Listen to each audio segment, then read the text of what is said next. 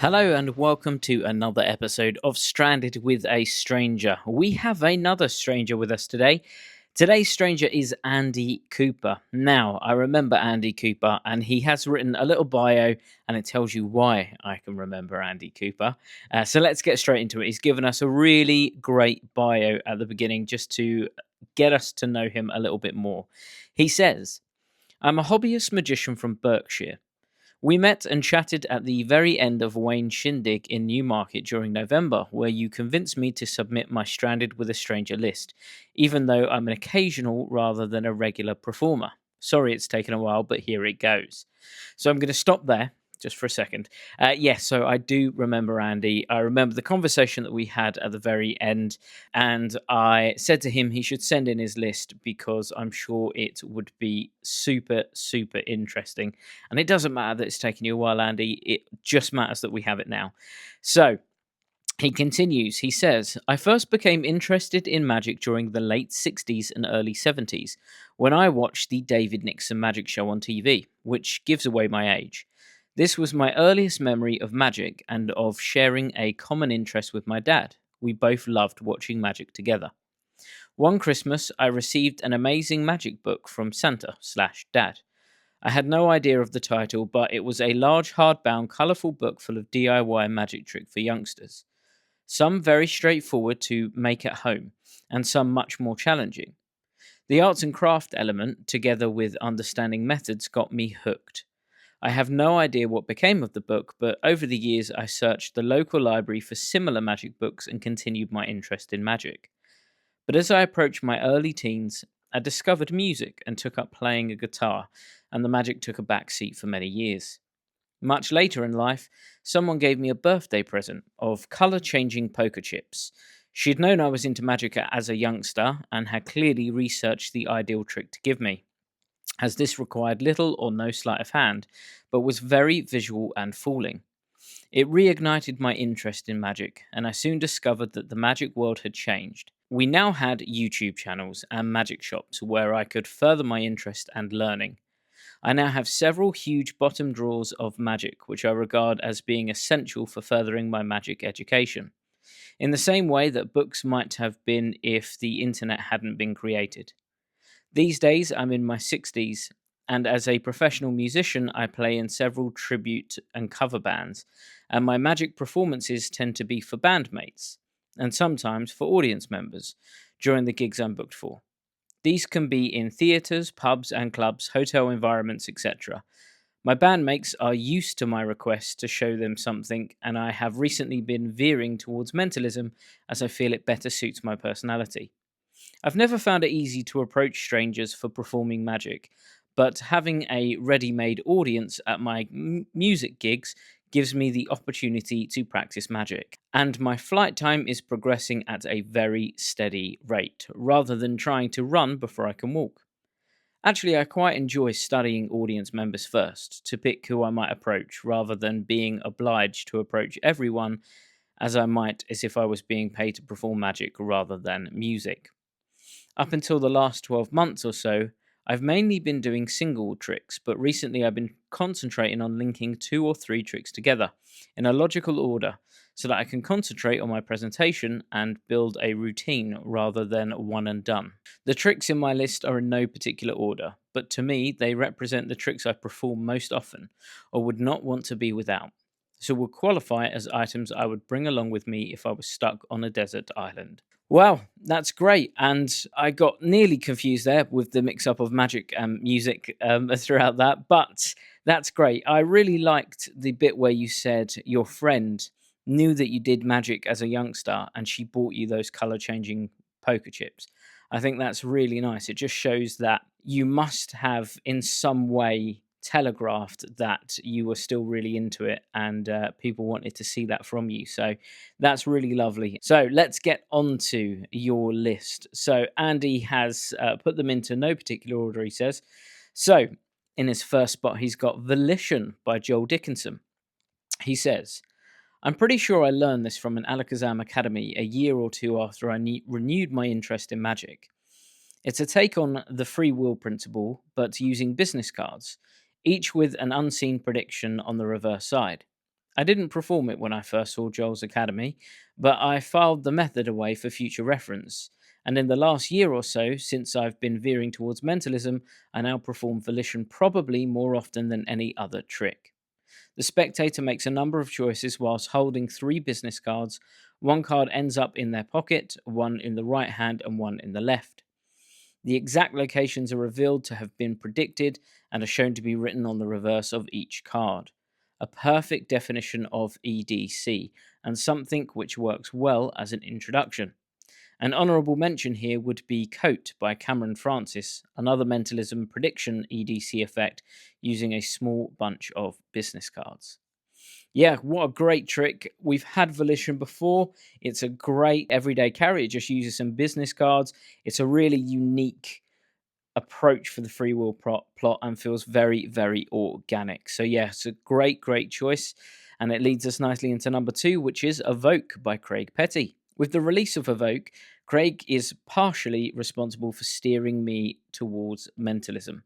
I first saw some of the Evoke routines demonstrated by Craig himself at Wayne Goodman's second Shindig Magic Convention in November 2023.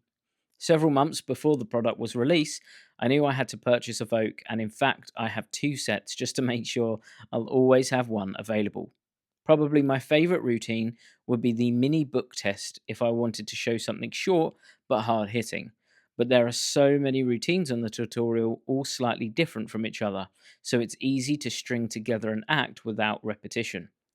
Honourable mention here is to The Gallery Deck by Mark Spellman. I first saw this when it came out, but didn't feel at the time that I was ready to use it or to purchase it. It became available again in a small quantity recently, and I was lucky enough to acquire a pack. My favourite routine to perform is John Bannon's Cross Purposes from Move 03, I think, but using the Gallery Deck in place of a regular deck. 2 spectators each arrive at a secret number by cutting and then counting cards from a shuffled deck of gallery images, whilst the performer's back is turned. The first spectator is then asked to remember the image without a force, which is found at his secret number when the performer deals the cards face up one by one.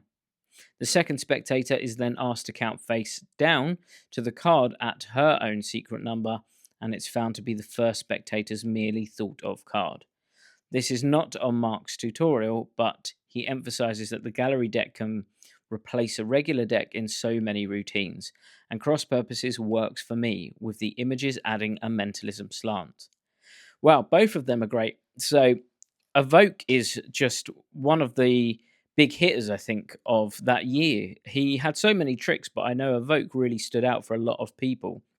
And it's always nice to have I mean, I know we've had a lot of them recently in one form or another, but a deck of cards that doesn't feel like a deck of cards. I myself have a deck in my close up case, which I use all the time, which doesn't look like a deck of cards. It just looks like a photo deck.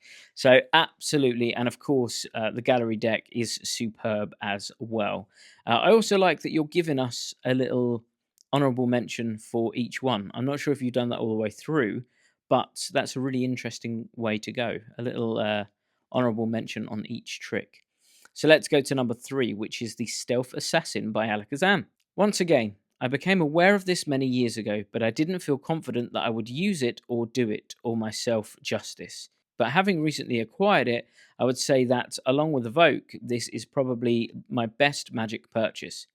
Being a musician, I use the wallet for a version of Shortlist from the tutorial, but where the spectator correctly predicts my all-time favourite band from a list of 6.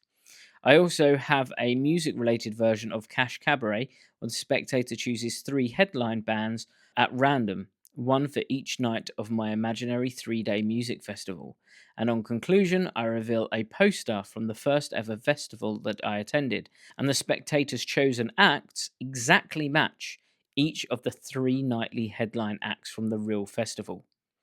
Neither of these routines use the main function of the wallet, but having used it to gain some information about the spectator's childhood, for example, what could be better than asking them to pick an evoke emotion card and be able to tell them not only the emotion that they're feeling, but also the name of the person they most closely associate with the emotion?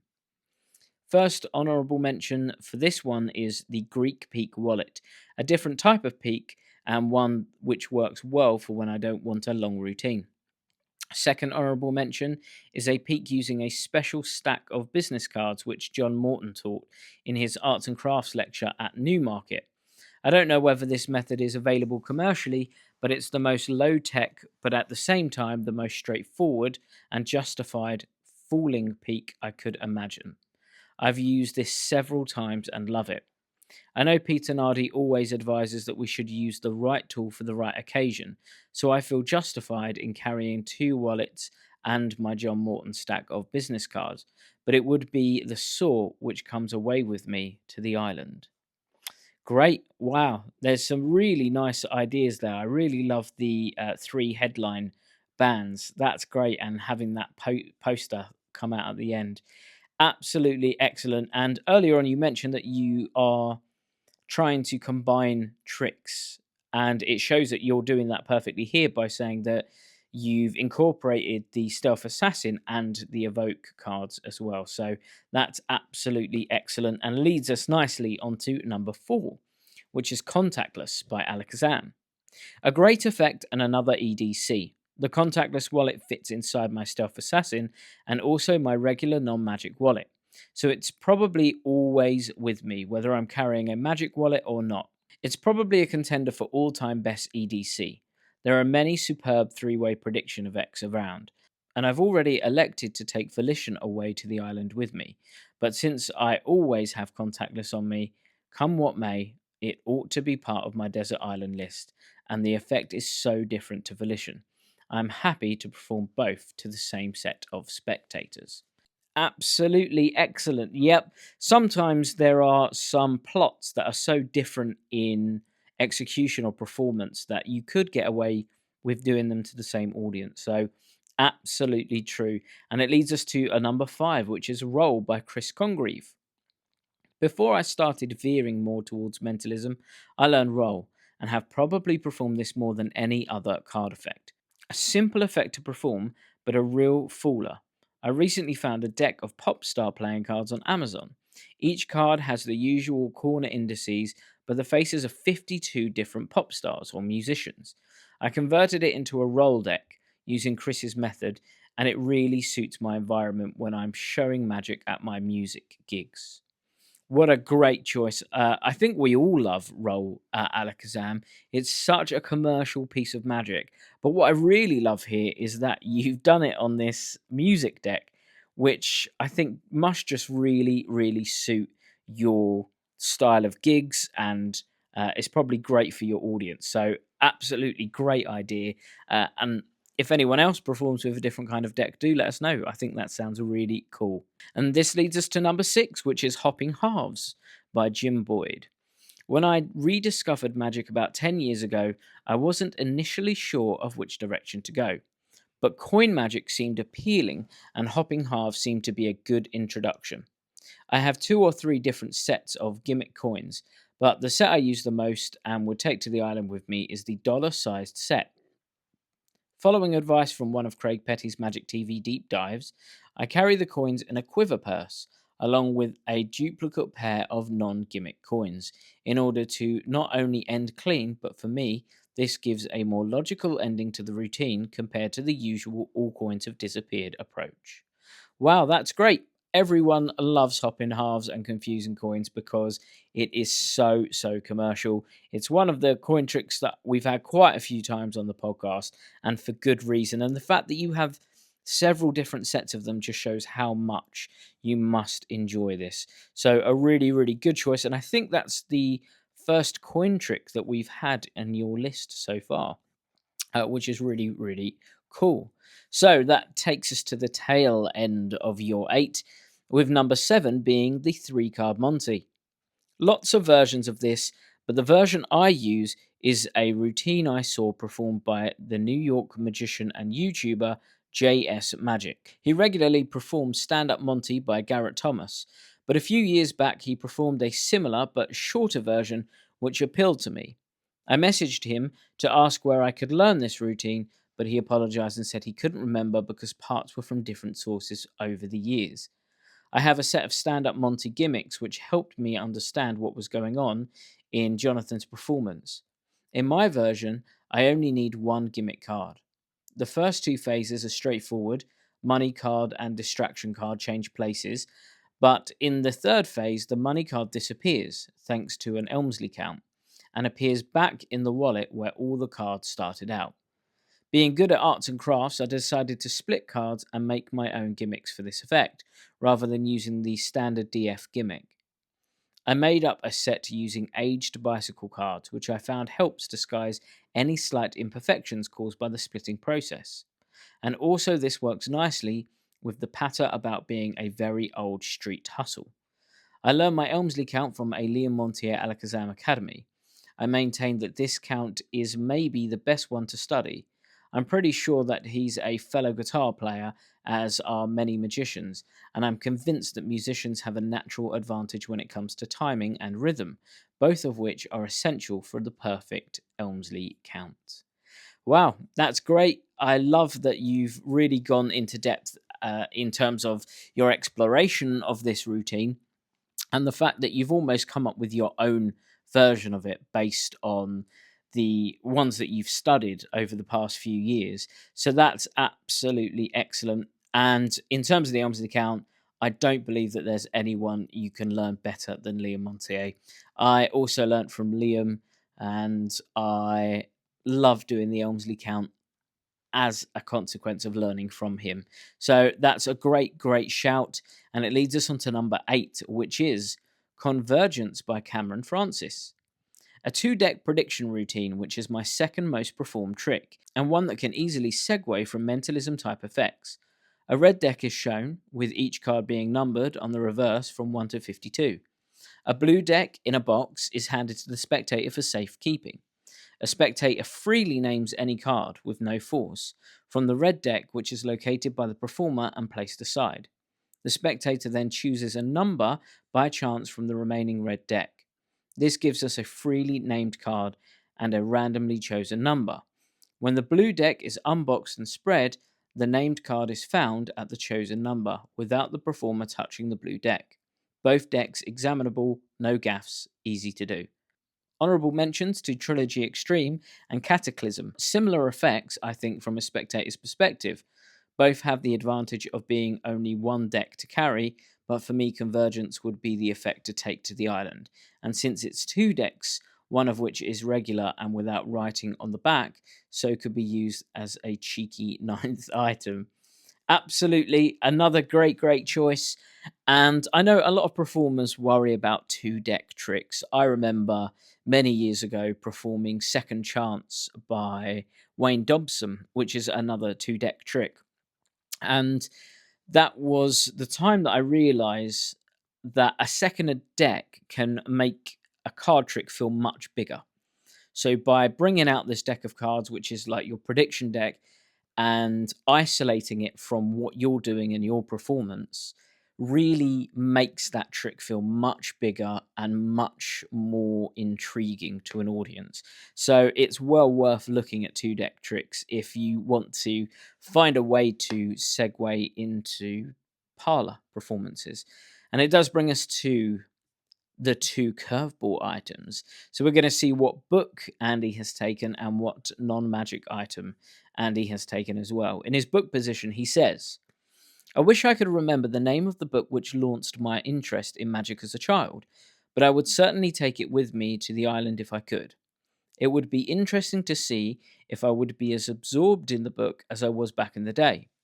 One of the effects to make at home was the vanish, reappearance, and transposition of a coin, using 2 old-fashioned brass curtain rings, a bit like an early version of dynamic coins. I remember following the instructions to make up this effect, using some of Mum's posh paper from her letter writing case as a performance surface, some glue, a couple of curtain rings, and 2 small squares of card which exactly covered the curtain rings. It was the very first time I ever performed any magic, and I remember Dad's reaction to this day. If it isn't possible to locate and take my childhood magic book with me to the island, I'll take my copy of Mark Wilson's Complete Course in Magic, which in many ways is the grown-up version of my childhood book. equally absorbing with plenty of make-at-home effects and a wealth of information for research as well as tricks to learn and perform. Great choice. One that we've had, it's got to be well up there with one of the most selected books. We've had it lots of times and for good reason. I wonder if you'll ever find that book, or if someone listening to this can work out which book that trick was in. So let's go on to your non-magic item. I haven't included it in my list of 8 items, but when I use my Anverdi die, I always carry a 10-inch square of black velvet cloth, which the spectator is instructed to place over the die once they have rolled or chosen their number. I found the cloth on Amazon for next to nothing. It's actually a velvet pocket square handkerchief. And not only does this work well for the routine, but it also makes a useful but compact performance surface for any other effects. Honourable mention for a leather ultra slim credit card wallet with 3 card slots, a side and a pocket in the middle. It's a bit like the wallet which comes with contactless, but it's double-sided. I use it to carry my Volition and a couple of other business card effects. I have a second one which I use for packet tricks. What a great choice. Absolutely superb. I think having that little black square, and it has a dual purpose there, not to mention it's fashionable if you're using it as a pocket square as well, is a great choice, and one that we haven't had. So that's an excellent selection there. So let's just review Andy's list. We went for Volition. Evoke was in second position. Stealth Assassin, Contactless, a roll. Hopping Halves, Three-Card Monty, Convergence. His book was Mark Wilson's Complete Course in Magic, and his non-magic item was a 10-inch square of black velvet cloth. Thank you so much for writing into us, Andy, and sharing your list. Now, of course, Andy is a stranger, no more. We know everything we need to know about him. But it would be great for you to also send in your list just like Andy did. So send in your list of 8 tricks, 1 book and 1 non-magic item to sales@alakazam.co.uk. Please include a little bio about yourself and obviously the reason that you chose the items that you did. So we're going to be back next week with another Stranded with a Stranger and main podcast. But for now, have a great week. Hi, Peter Nardi here, and I really hope you enjoyed that podcast. I just wanted to let you know that Alakazam have their own app. You can download it from the App Store or the Google Play Store. By downloading the app, it will make your shopping experience even slicker at Alakazam. You'll also get exclusive in-app offers and in-app live streams. So go download it now, and we'll see you on the next podcast.